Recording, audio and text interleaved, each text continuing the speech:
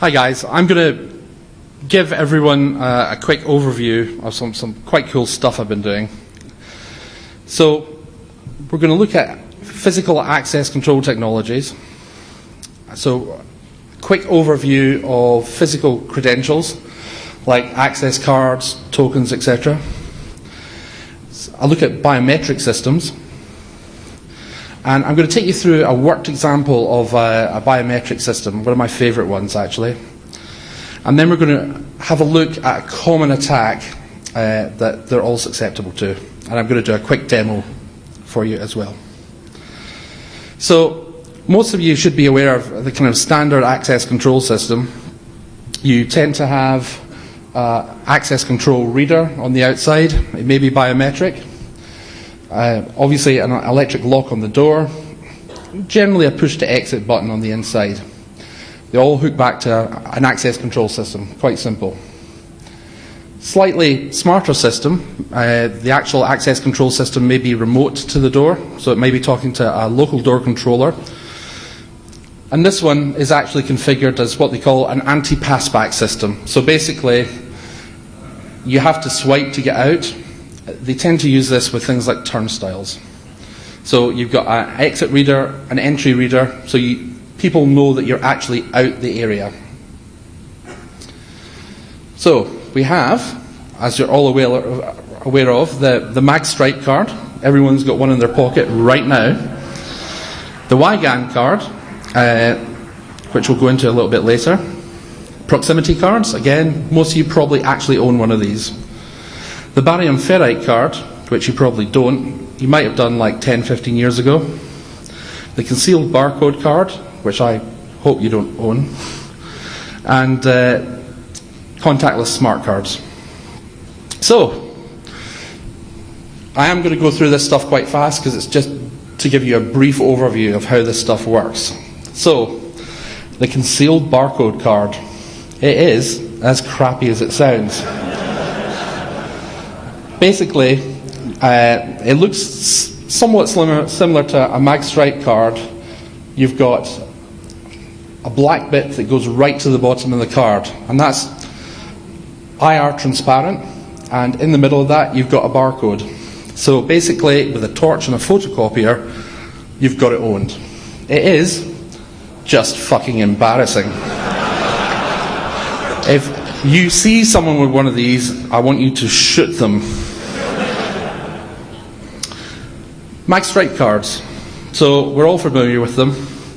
Normally they've got about 3 tracks. Some manufacturers kind of mess around with the standard track configuration.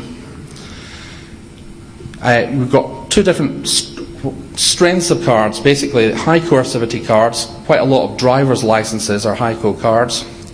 And local, they were the original kind of bank Mag Stripe cards, quite easily erasable. Your hotel key will almost certainly be a local card. So the standards generally have 3 tracks at different bit densities. They're read by an exposed read head in the reader, which makes them a little bit vulnerable. And when someone sells you a high security barcode system, Mag Stripe system, it can be as simple as they adjust the offset on the heads so the tracks aren't where your reader-writer thinks they are. Or they can screw around with the bit padding and things like that. So generally, they're trying to protect something that's inherently not really protectable. They talk a thing called clock and data. So you've got the clock signal on top, and it just clocks out the data bits on the data line at the bottom. That's what it actually looks like in real life. This is actually, I have to add a very, very small part of my Visa card. Okay, moving right along. Barium ferrite cards. These were the original card keys. They tend to use an insertion reader, but more modern ones I've seen have you place the card flat on the reader, and basically if you were to take a card, sprinkle iron filings over it on a sheet of paper you'd see these discrete little magnetic domains, and that's how the cards are encoded. So if you break them open, it tends to look very much like a fridge magnet inside. And as I mentioned earlier, it was the original card key. The Wygan card. Now, this is where you've got to start paying attention. Wygan cards have a special alloy wire, and basically it exhibits what's known as the Wygan effect. And as you see, the wire is embedded in the card in a distinct pattern. In fact, 2 rows. We have a row of 1s and we have a row of 0s on the bottom. And that's a simple bit pattern. When you swipe it through the reader, there's a set of 1 readers and a set of 0 readers, and it just lifts the code straight off the card. That's what one looks like, and if you actually hold it up to a bright light, you can actually see the discrete wires embedded in the card.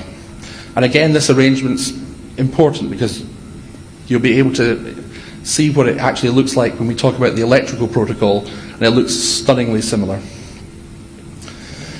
The Wygan effect, basically they thought this was so secure because the wire is really, really hard to manufacture. It's coaxial, and the center is in tension and the outside's in compression. It's all very wacky stuff.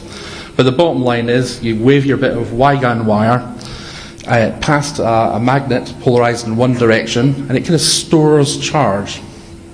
And when you wave it past the charged wire, past an oppositely polarized magnet, it kind of dumps this magnetic flux, which with a small read head, like a magnetic read head for a swipe reader, you can pick up this tiny little pulse.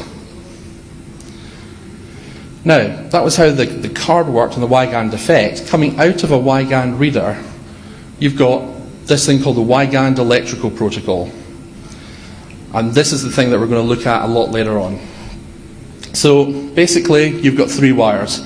You've got a 1 wire, a 0 wire, and a ground. Here we can see the code that's being transmitted down this line at the moment is 1001011. It's that simple.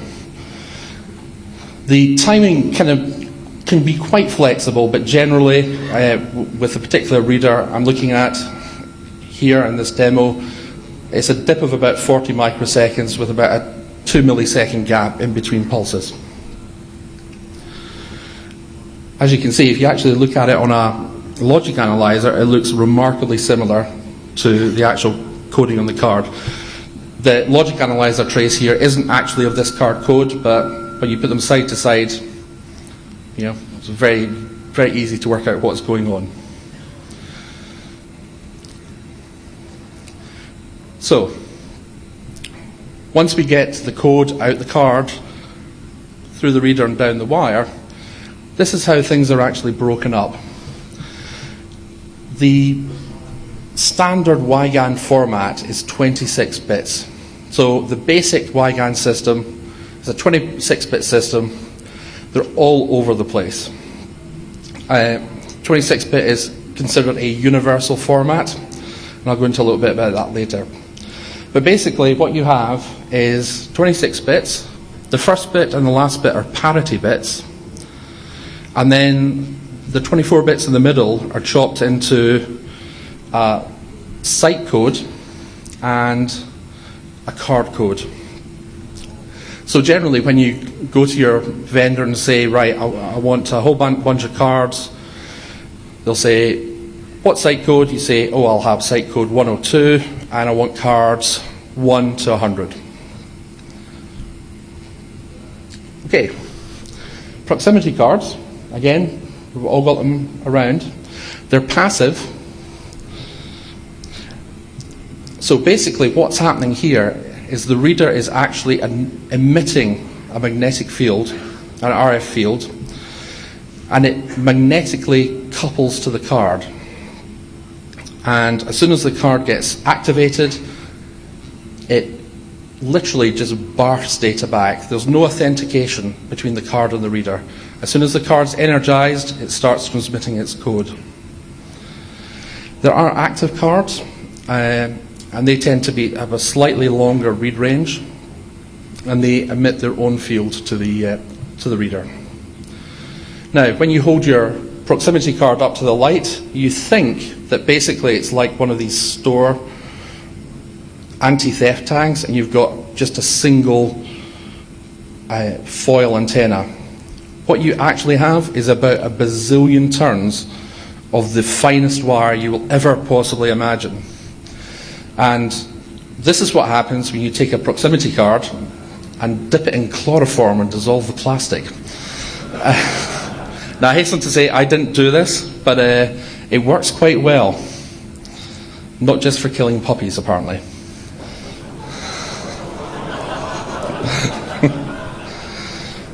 Okay, so don't get proximity cards and RFID confused. Proximity cards are magnetically coupled. It's the same with your new biometric passports. They have a coil of wire inside, and they need to be quite close to the reader to actually get energized and transmit. Whereas true RFID tags can get hit from a distance, and basically they're true little radio transceivers. You power them up on one frequency, and they transmit their code back on a second frequency. Generally, it tends to be a fraction of the energizing frequency. And with RFID tags, you can read them from a decent distance away. So, proximity cards. They barf back a single bit stream when they're energized. They're all Manchester encoded, generally, and in order to get the data from the card to the reader, that 26 bits that gets sent along the Wigand electrical protocol line, the card is sending back about 506 bits, super padded out with error correction. So your 26 bits going down the wire from the reader, the card's transmitting about 506 to actually get those there. Now, when the manufacturers say, hey, I've got this really high security prox card. High security just means they've added a few more bits, or they've changed the bit length so they're not quite standard. But they still get transmitted down the wire in the same manner. Another way they do it is they say, right, for a mere X million dollars or whatever they decide to charge that day, they restrict site codes. So someone may come up and say, right, I now have this new 64-bit format, and I'm going to sell you your own site code, Mr. Microsoft or Mr. Intel or whoever. And basically, they get a site code that the manufacturer will only issue to them. It's like having do not duplicate keys. In general, if you buy a stock system off the shelf, it'll be using 26 bits.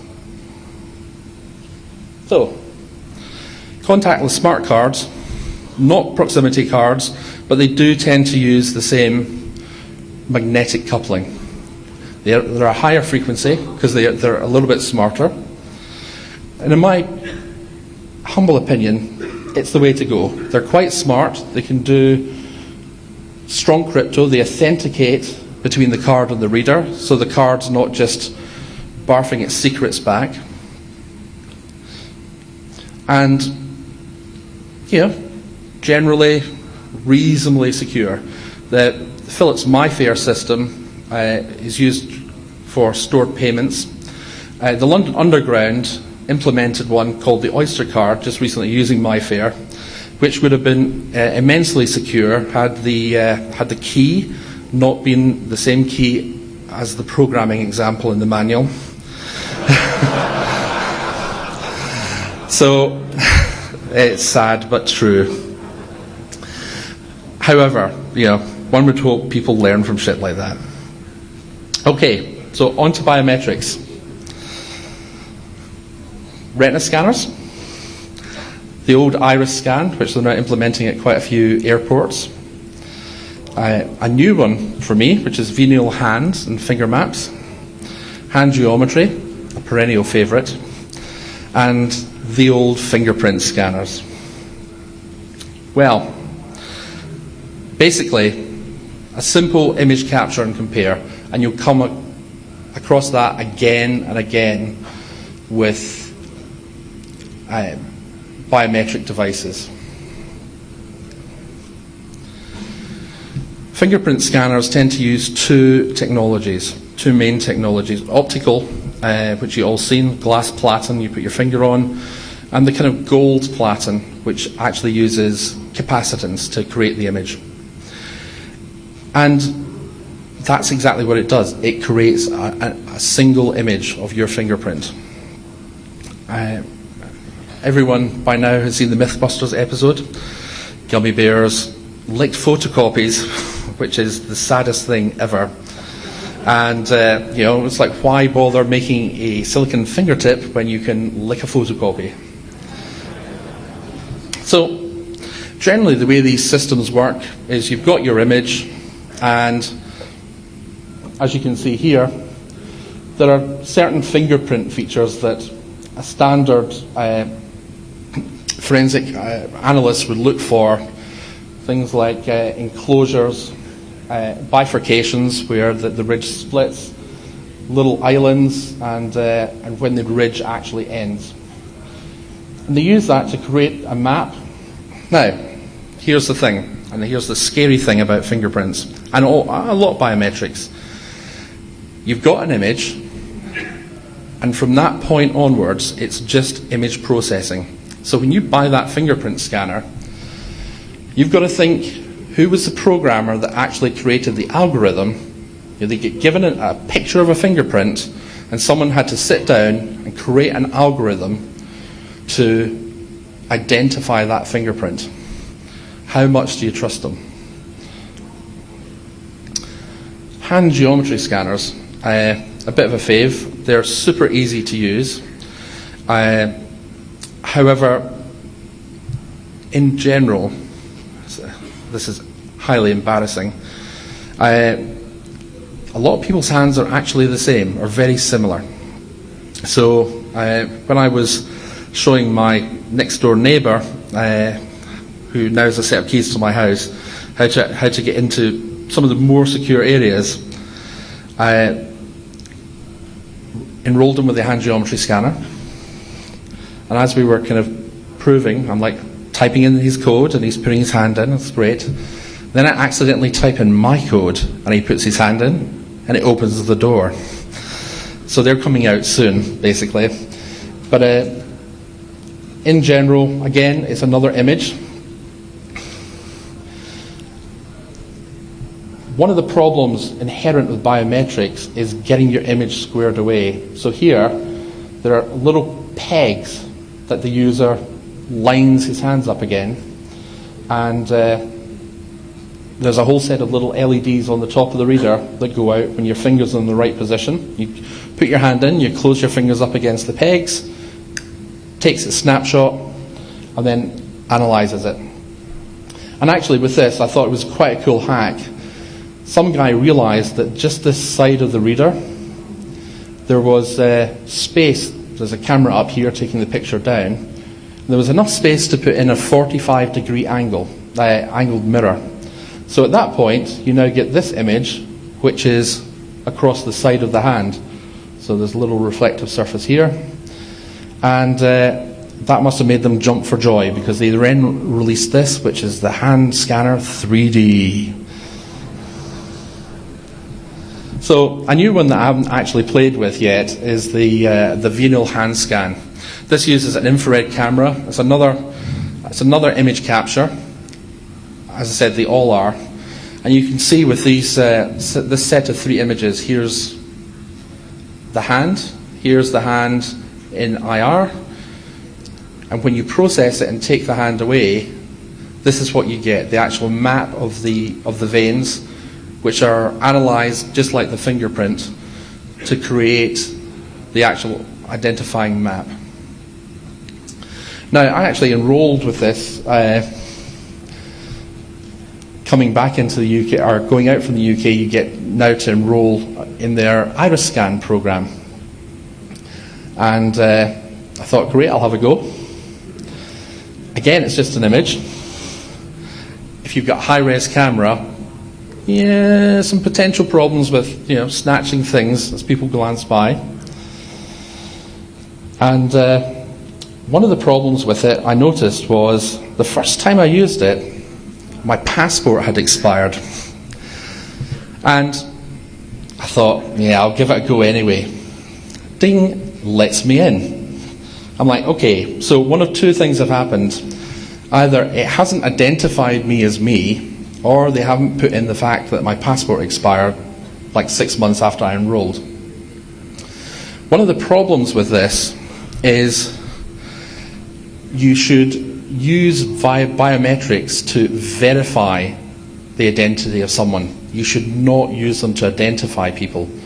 So what they should have done is had me scan my passport and then scan my iris. At that point, I know they're comparing it with my template. They know I'm me, or they're comparing me with the template that I enrolled with. When you start to take something and just say, oh right, this matches, you didn't even say welcome back Mr. Franken.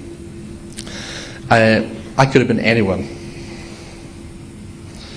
My absolute favourite. I own 3 of these. The retina scanner, also known from Uncle Ira as the rectal scanner. That is actually a big brown stick fixed to the wall, but we won't go into that right now. Okay, it's one of the things that's most secure. As a credential, it's very hard to steal. The only problem is not very easy to use. You absolutely have to be trained how to use these things, and it needs practice. You can't use them with glasses, so you've got to take your glasses off every time you use it. Manufacturer went bust. Bit of a fucker.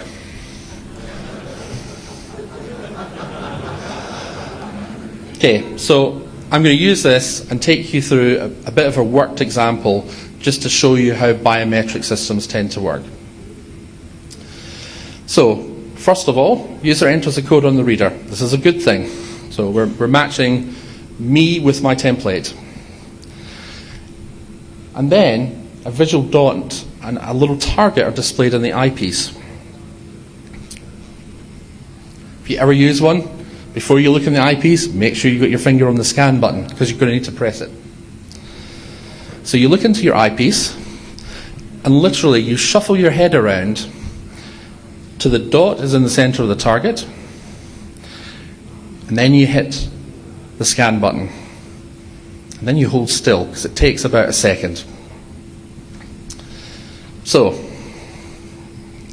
bit of a pain in the arse. If you wobble a bit, the initial ones used to have a head bar that you rested your head on. Weren't popular with users. It's like, I don't want his cooties. And they all have a variance factor to handle this. My head wasn't in the right place. If it's the fingerprint, my finger wasn't, quite centered correctly, or it was skewed. So, no 2 reads are ever going to be identical. If they ever are, it's a miracle. It's like a 1 in 1,000. So, you need a bit of fudge in all of these devices. So here's the retina. It is not mine. And here's the target as it looks lined up. And imagine this being projected onto the back of the retina. I hit the scan button, and the scanner, which actually a retina scanner has lots of little whizzy spinning mirrors, like proper old school tech. The scanner activates, and it literally looks at a circle around your eye. It scans that circle. And then it goes to process it. So basically, effectively, it straightens it out and deals with it like it's almost a barcode. As it moves around, it says, okay, at 46 degrees, I got a black splodge, and another one at 88. 163, 179, and this generally creates your template. Surprisingly enough, on the original ones, template's exactly 360 bits long. Now, it, as it says here, did change on later models, but it shows you how the implementers of these things think. Yeah, you've got your retina scan. How are you actually going to deal with it? My fave, cool as fuck. Problems are alignment. So it's totally subjective. So remember a couple of slides back when I showed the target in the center of the retina? Well, that is where I perceive the center of my vision to be. It may not physically be the center of my retina.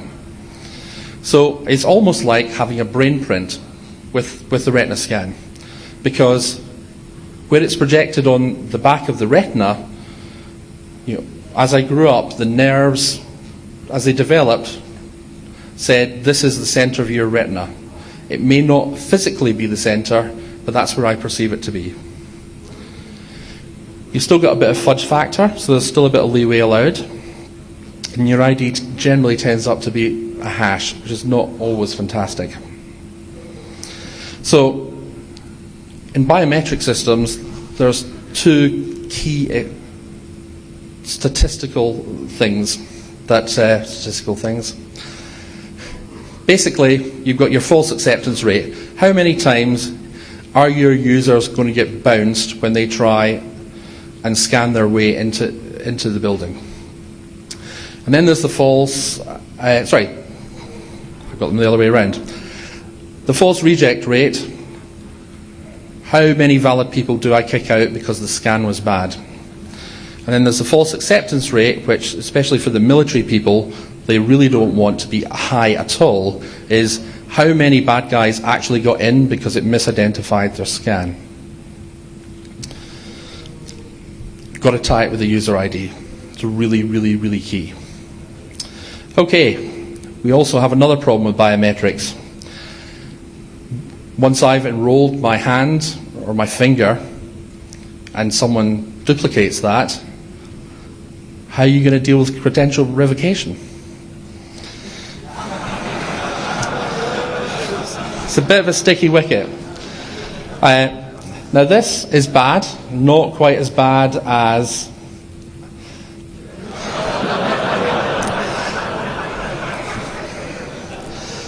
so, yeah, ouch. Okay, so with all these systems, as I said, this was just a background to what I'm actually going to talk about. There is a bit of a common problem.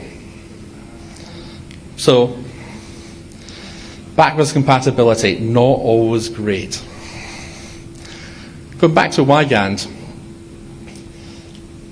when they came out, everyone wanted Wigand cards, so all the access control manufacturers implemented the Wigand electrical protocol so they could interface with Wigand readers. And they still do. So everything we've talked about today, from the crappy barcode reader to my fave retina scanner, talks Wigand out its back end to the access control system to say, yeah, this guy is actually allowed. It's plain text. It's easily intercepted. It's easily replayed. It includes the biometric readers. And it also includes output from strong crypto readers. So basically, you've got your card, it's doing a strong crypto handshake with the reader. Great. And then the reader goes, oh, access control system, have everything in Wigand. So, I decided to come up with a device that would record Wigand IDs, replay them back. It needs to be small because we're going to have to physically access it, the wiring. Make it easily installable, and cheap would be good. That raised certain problems. How do we actually control it once it's installed in the wall behind a reader? And also, how do I work out when the card reads are actually good reads? And I'd quite like to get the data out every once in a while, so how am I going to do that? And now I'm drying up, so I'm going to get a glass of water.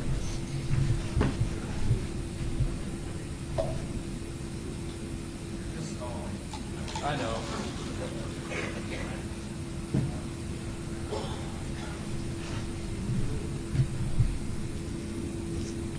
This is where I spill the water over my laptop and end the presentation. Okay, so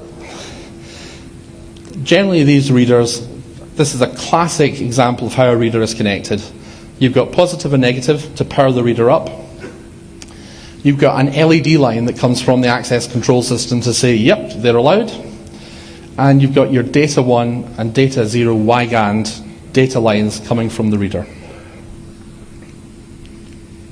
Say hello to Gecko. It uses command cards to control the functions. It uses the access allowed LED to make sure we've got the card right. And it also uses the access allowed LED to download data out of the reader. That's my fave. So once you insert it into the system, you see it actually intercepts the LED lines and the data lines to and from the system. Now, Maggie, can I just grab you a sec? Can you hand one of these to each of the 3 banks and just have them hand them around and hand them back? Right, so if you just pass these around, pass these along, and eventually they'll get to the back of the room and then someone will steal them. They are empty, however, so you're shit out of luck. You just scored a bit of plastic. So this little device has 2 quick connects on either side. These guys here. So you just literally cut the wires, poke them into the quick connects, and just crimp down, and it's in. So I'm going to give you a little demo. It's a demo, so it's not going to fucking work. But if it does, I'm going to take all the credit for it. Okay, so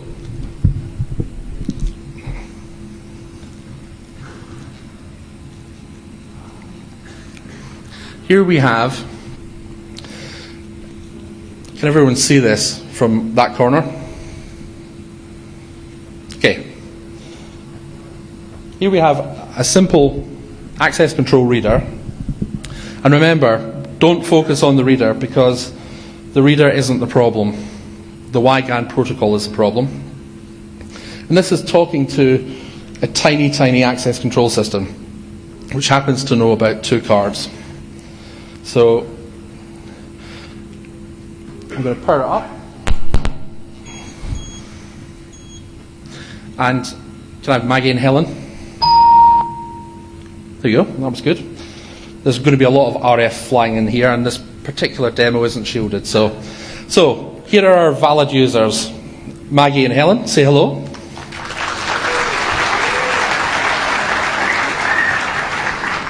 And here we have our bad user.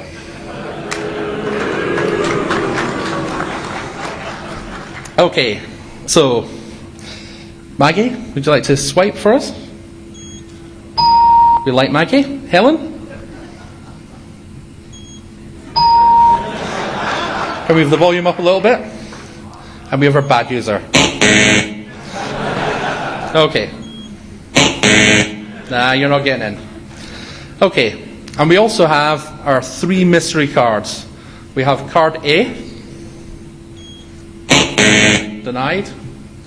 Card B, denied. And card C, denied. Okay, so what we're going to do now is I have the same thing you're looking at, except it's already in a little harness, so I can plug it in without fucking around.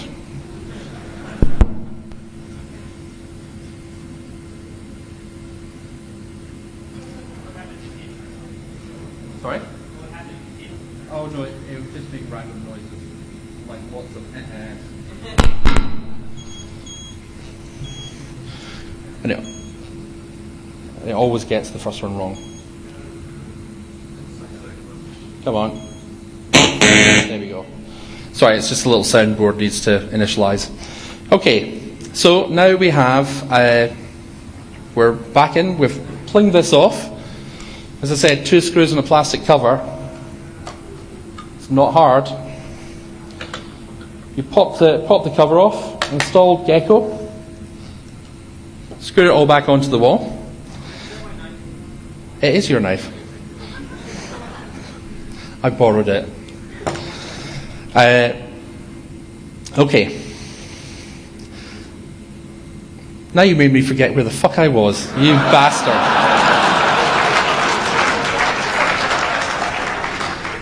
You may be getting your knife back very shortly. Okay.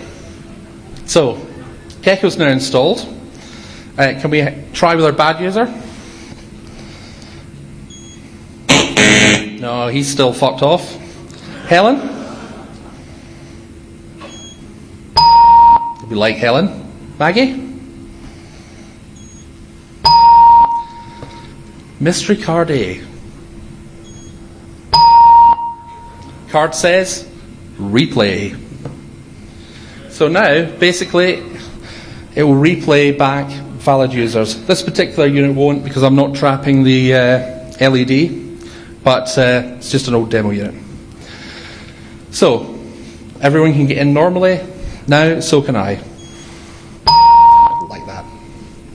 Okay, mystery card number B.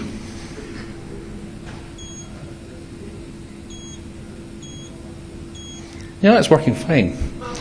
Helen? Bad user? Maggie? Hey, I can still get in.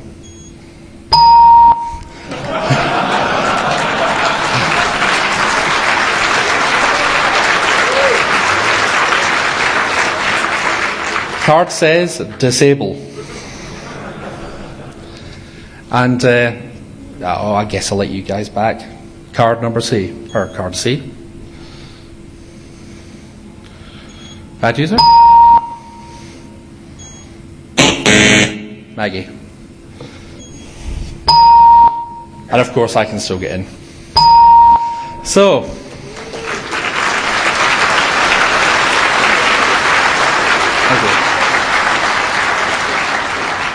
so there's a whole bunch of other stuff you can do as well. Now this is in place.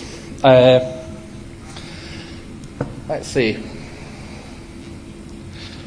Actually, you guys can sit down. We're good, thank you. Thank my helpers, please.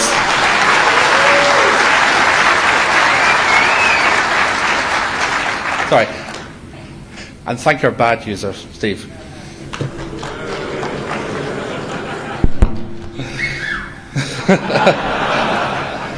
Okay, so this is version 1. It's a proof of concept. It has a very basic feature set. It records, it replays, and it can disable users. Oh, and it can enable them as well. Version 2, which I'm currently working on, and I didn't have my demo version ready for you, it can store multiple IDs, and it writes them back to the flash and the chip. We monitor the reader line, so we know that we were actually capturing good cards. Download via reader LED. So basically, there are other systems that allow you to emulate these cards, and actually by presenting something to a reader. So this would enable me to actually install one of these guys at the reader at Smoker's Corner. Every office building has one. And just record everything going in and out of that door. Then dump the data out, because I happen to have a dump card. So hold my reader device against the LED, swipe my dump card, and it'll dump out the data to the reader. The reader's just another little PIC chip.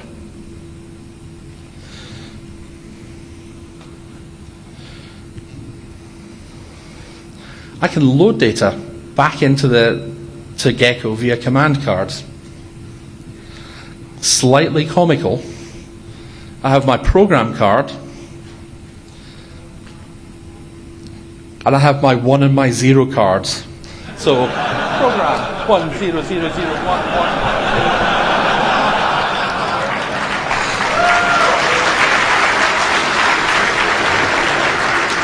1. End program.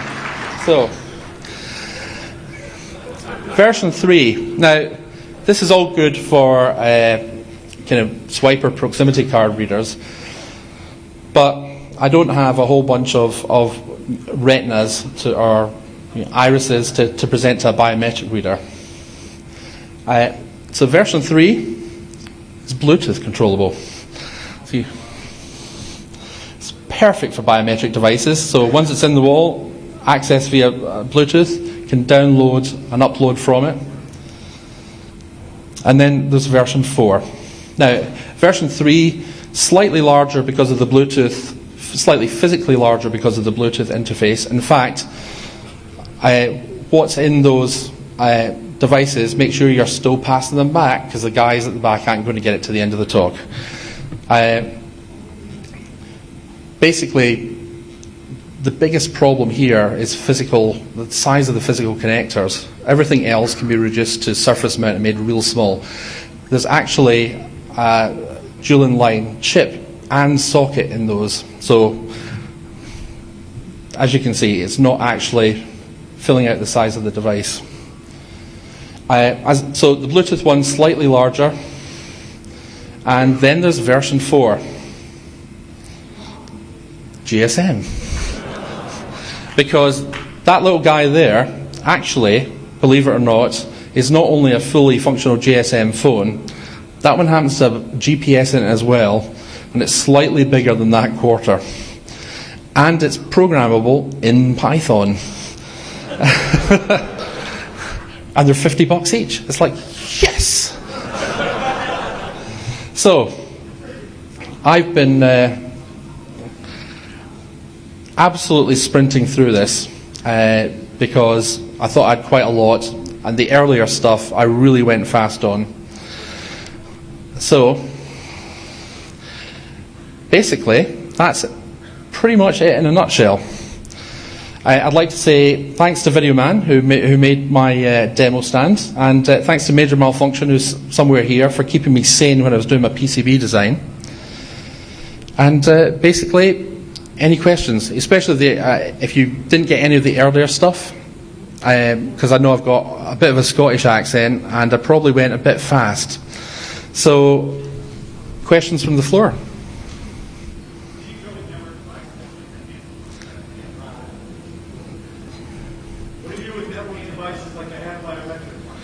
With network, the hand biometric ones tend not to use. They tend to use their own network to talk between themselves and exchange templates, but they don't. They use WiGAN to talk back. So that's where you'd use the Bluetooth model.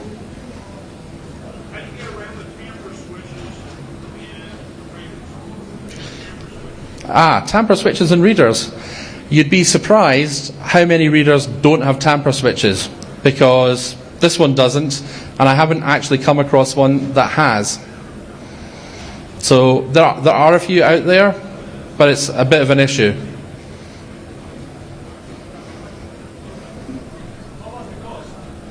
I'm using PIC chips, so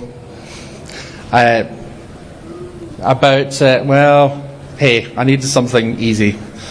A couple of bucks for the actual units, but yeah, not hard.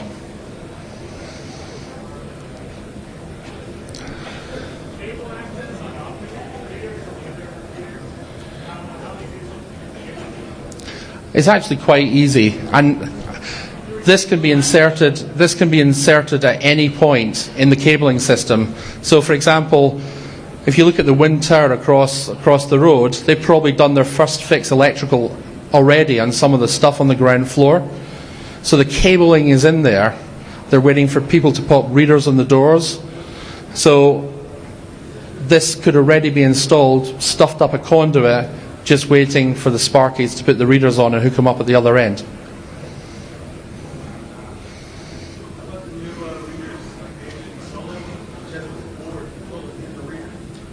Sorry, say that again, please. There's an HID solo device which has the control board in the reader, so it goes IP right out the back of it. Okay.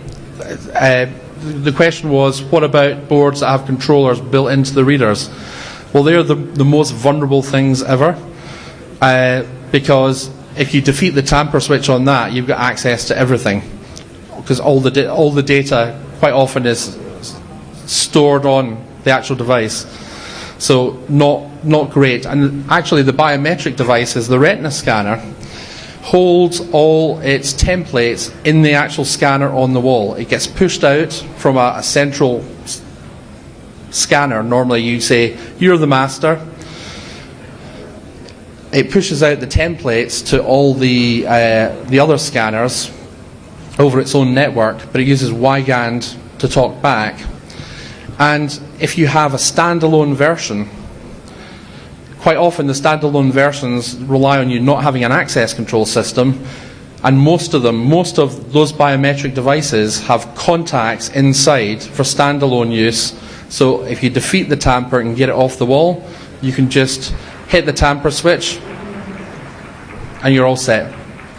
Sorry, hit the access control contacts and you're good to go.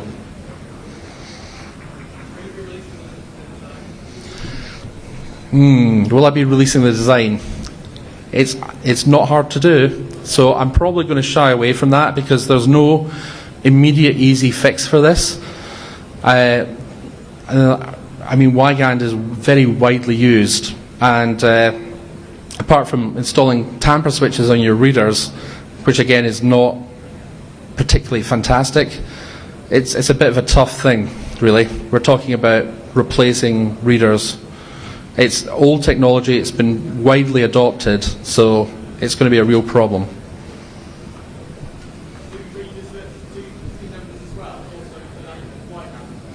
The question was, does it do PIN numbers as well? There's quite a lot of Wigand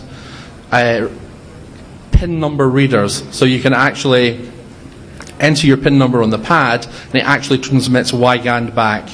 So yes, if it's a Wigand PIN pad, yeah. There's a lot of really cheap ones around that don't talk Wigand. But if you're actually interfacing a PIN pad with a proper access control system, it'll use Wigand, most likely. Anyone else? Sorry.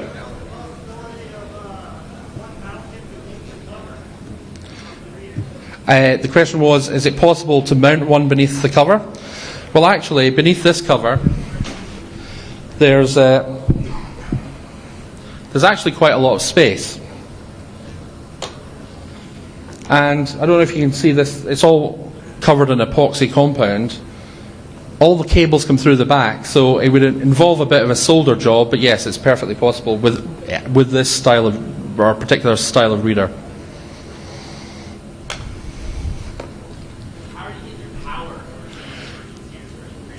Oh, the power, straight from the reader power. I mean, 12 volts, it's there for me to use, so I may as well use it.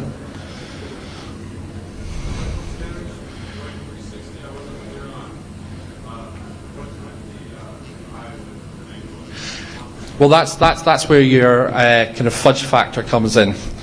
So basically, with all these biometric systems, there is a kind of variance factor. So basically you tend to set them, okay, I'm going to say any scan can have a 10% variance, which is actually quite tight. Or, you know, you can make it bigger and bigger and bigger. I don't know exactly how they're doing it in the case of the retina scanner. Cool. Excellent. All right. Thank you very much, guys.